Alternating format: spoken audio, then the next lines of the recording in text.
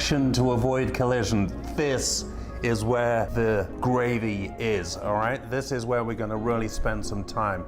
We've got several parts to this rule, and I'll break it down for you and talk about each one with a good analysis, okay? So in our previous rule, we were determining if there is a risk of collision. Do you actually need to do anything? Maybe you don't. But in this rule, we're talking about the action to avoid collision. So part A says, any action to avoid collision shall be taken in accordance with the rules of this part and shall, if the circumstances of the case admit, be positive, made in ample time and with due regard to the observance of good seamanship. So what does that look like? If you're in a head-on situation, we'll talk about the specifics later. If this is me in blue and the rule requires me to make an alteration of course to starboard, what does it need to be? It needs to be positive, made in ample time and with due regard to the observance of good seamanship. So, is a little tiny alteration of course like that to starboard, is that positive? Not really. Is a much bigger alteration of course to starboard, let's say 20 or so degrees change? Yes, that is a positive action, all right? Needs to be made in ample time. If I'm 50 yards from the red boat and we're both doing 20 knots, that's not ample time. If I'm 500 yards from the red boat and I make my course of action, that's an ample time, right? So that's part A. Part B, any alteration of course and or speed to avoid collision shall, if the circumstances of the case admit, be large enough to be readily apparent to the other vessel observing either visually or by radar. And specifically, this is important, a succession of small alterations of course and or speed shall be avoided. So, it needs to be readily apparent to the other vessel. If red is looking at blue and blue makes that alteration of course to starboard, which is the correct course of action, what is red seeing? As red looks at blue, is he seeing blue making a small alteration of course? Oh, I think he altered a little bit to starboard. Or is he seeing blue making a positive alteration of course? So it's readily observable to red observing blue what he's doing. And specifically, little alterations, right? A little alteration here, maybe slow down a bit, maybe speed up a bit, maybe do this, maybe do that. It's not how we do it, okay? So part C of the rule, if there's sufficient sea room, alteration of course alone may be the most effective course of action to avoid a close quarters situation, provided that it's made in good time, is substantial, and does not result in another close quarters situation. So perhaps a crossing situation. Red is crossing blue. There is a risk of collision. In this circumstance, blue is the give-way vessel, but there's plenty of sea room. Let's say we're still 200 yards apart. We're not going very fast. We're only doing 6 knots or something. Blue is going in this direction. So it says an alteration of course alone may be the most effective action. So the rules, generally, I'm going to pass behind red.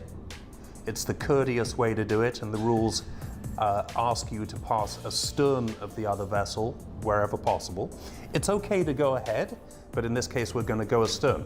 So think about it. Red is looking at blue. If he sees blue make an alteration of course like that, does red know that blue is definitely going to go behind him? He might have to watch him for a bit and it might be hard to distinguish. But if blue makes a substantial alteration of course and actually points, look, past the stern of red, then it should be completely clear to red observing blue what blue is doing. So it's readily apparent to the other boat. It's an alteration of course alone, okay? Part D of the rule. Action taken to avoid collision with another vessel shall be such as to result in passing at a safe distance, and the effectiveness of the action shall be carefully checked until the other vessel is passed and clear. So let's talk about a safe distance. In this case here, let's say these are both 30-foot powerboats. They're not going very fast, we said 6 knots. Blue actually wanted to go that way. Red is crossing in front of him. 6 knots. Well, we said it was 200 yards away. They said they were on a steady bearing, and Blue decided to take early and substantial action to pass clear of Red. So Blue made his alteration. As Red comes across like this, Blue can actually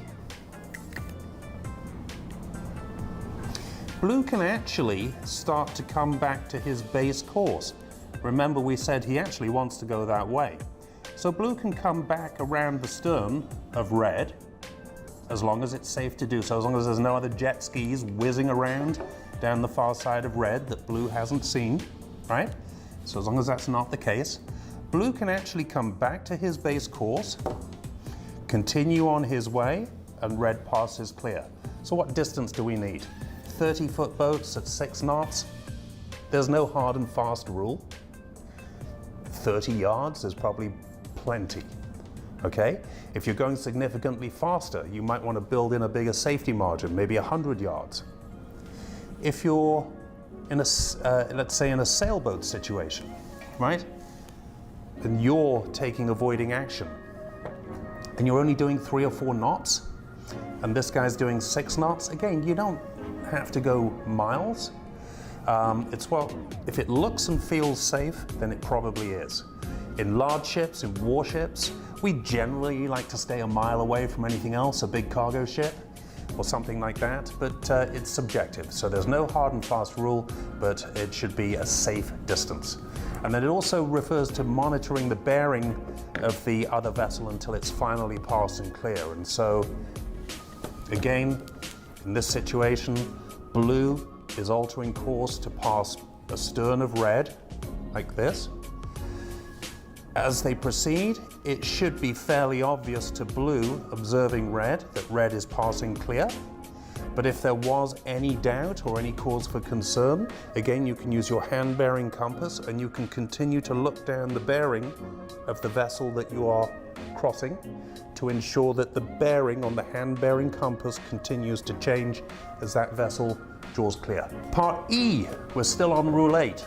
Part E says, if necessary to avoid collision or to allow more time to assess the situation, a vessel shall slacken her speed or take all way off by stopping or reversing her means of propulsion. So that last bit, stopping or reversing her means of propulsion to take off all way.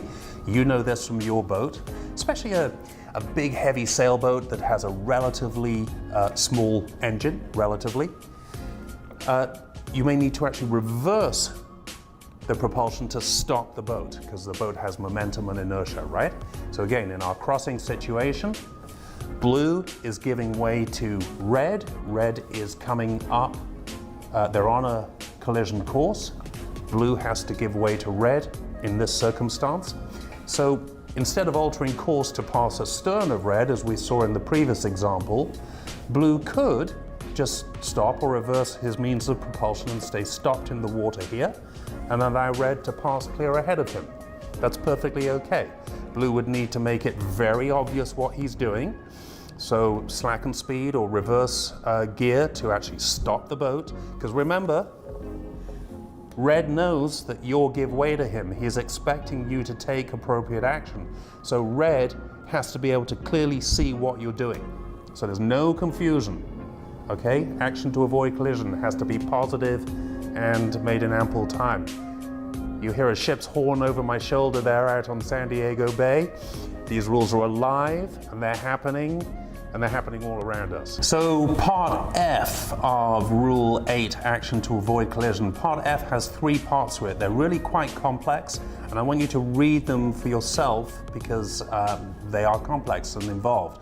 The most relevant one of part F is section 1, a vessel which by any of these rules is required not to impede the passage or safe passage of another vessel shall, when required by the circumstances of the case, take early action to allow sufficient sea room for the safe passage of the other vessel.